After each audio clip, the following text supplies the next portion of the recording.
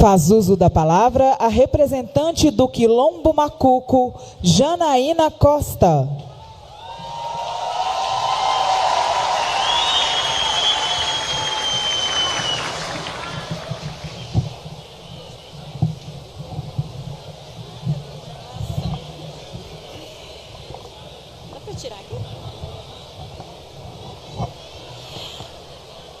Bom dia a todos, bom dia a todas. Senhor presidente, meu coração está saindo pela boca.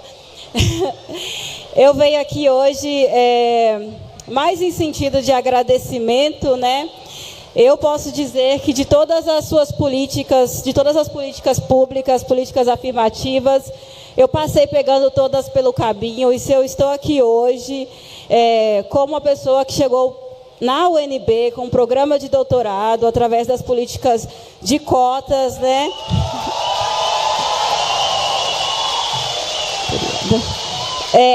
Cheguei na UNB para estudar justamente a própria política social, o funcionamento delas.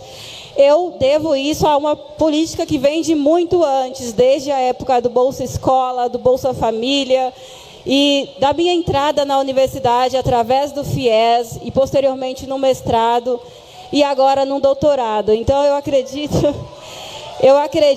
que as políticas públicas, eu acho que todo mundo tem sonho e tem objetivo na vida, mas se no meio do caminho a gente não encontra essas condições materiais, esses incentivos que colocam a gente à frente, a gente permanece muitas vezes desacreditando da própria capacidade, né? Eu estou aqui hoje como, né, a filha mais nova ali de Betinha, de um total aí de 12 irmãos. Eu não sinto um certo orgulho em dizer que eu fui a única que concluiu uma graduação, que consequentemente estou no mestrado, no doutorado, mas eu falo disso como um incentivo de que, a partir do momento que a gente consegue acessar, a vida da gente pode transformar, e isso pode ser transformador para outras pessoas ao redor. Porque muitas vezes a gente é desacreditado e a gente vê em torno, as pessoas perguntavam para mim há muito tempo, qual era o seu sonho de infância? E eu não era capaz de dizer se eu tinha um sonho, porque quando você olha ao redor e tudo é precariedade e falta, não tem como você imaginar algo além. Então, quando eu entro para a escola, eu consigo ter mais tempo de estudo, porque a gente já sai dessa questão da própria fome, que mãe vai poder falar melhor. Quando a gente tem essa condição, eu acho que abre portas, né? Porque eu acredito que a educação em si, a educação não é uma coisa fechada. A gente não pode achar que está na mão de um professor e de um aluno fazer a transformação social. Eu acredito que a educação está em várias partes da sociedade e que se um aluno, por exemplo, pode ir na escola, pode ter tudo, mas chega dentro de casa, encontra situações de violência, de fome, de racismo, de desacreditar mesmo, esse aluno tende a ficar ali, parado. Então, eu acredito que essas políticas de incentivo ao combate à fome, essas políticas, né, do Luz para Todos, que foi o nosso caso lá no Macuco, né, que possibilitou, inclusive, durante a pandemia, que muitos alunos estavam aí na dinâmica da aula virtual. Como que a gente chegaria a isso se a gente não tivesse acesso a essas políticas, né? Então, eu falo por mim, mas eu acho que eu falo por uma grande parte das pessoas que estão aqui.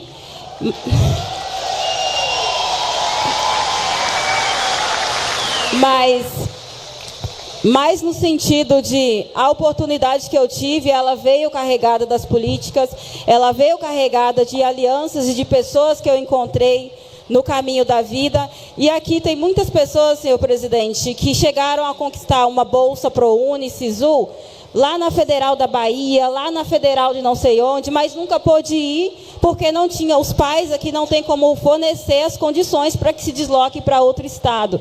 Então, pensar uma formação interna, pensar em situações em que esses alunos não tenham que sair daqui para enfrentar essa diversidade que é o mundo lá fora, isso é muito necessário e urgente, né? Eu quero trazer uma outra questão aqui, que é a própria questão dos territórios, né? A gente está aí com um problema seríssimo, que é da própria mineração. Tem territórios, tem comunidades.